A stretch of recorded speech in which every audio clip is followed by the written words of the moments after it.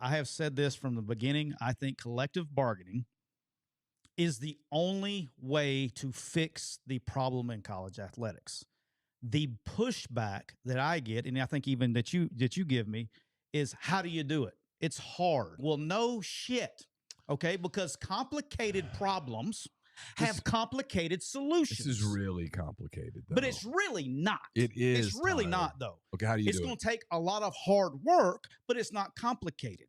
All right? They have to break off. You cannot. Who has to break off? The people who make money. The college football programs that actually produce a profit, not the whole thing, the 70 or so teams that produce a profit, and the basketball teams. What you cannot do, and I would be 100% against, is what people think is collective bargaining inside the NCAA, because the women's polo person can't sit at the same table as the starting quarterback, and that they're after two different things. It has to be broken off to be a separate entity.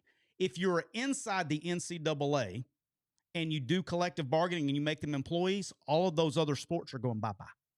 You let the NCAA run the amateur sports, basically, the ones that don't make money. The Olympic sports. The Olympic sports, and even the basketball and football teams that don't make money, group of five, whatever, it's fine. They run it under the NCAA model, what it was designed for. But we've jumped the shark on that, and now you got a billion-dollar business that you're paying players. You can't run that inside the NCAA model. And then you want to break them off and make them employees? Sure, do that. How do you dance around Title IX? There is no Title IX if it's broken off, because it's not funded federally. It's funded independently.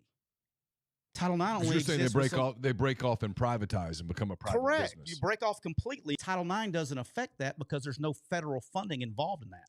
Where does where does that come in place? It comes in place in a group of high schools, even today. So they have to stay inside the NCAA. The teams that can afford to do it on their own need to break off. I think that's about 70 football teams, and I think it's most of what you would know as the Power 5 conferences in basketball, plus the Big East, however you classify them. Right.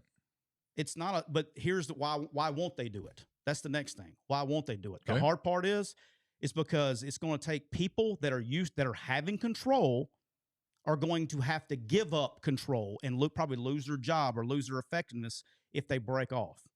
That's going to be the problem. The NCAA is going to fight, and because who votes? The presidents, the ADs. Right. They're going to fight to keep their cash cow. It's a cash cow for them. They don't. I understand it. If I worked for the NCAA, I'd be doing the same thing too.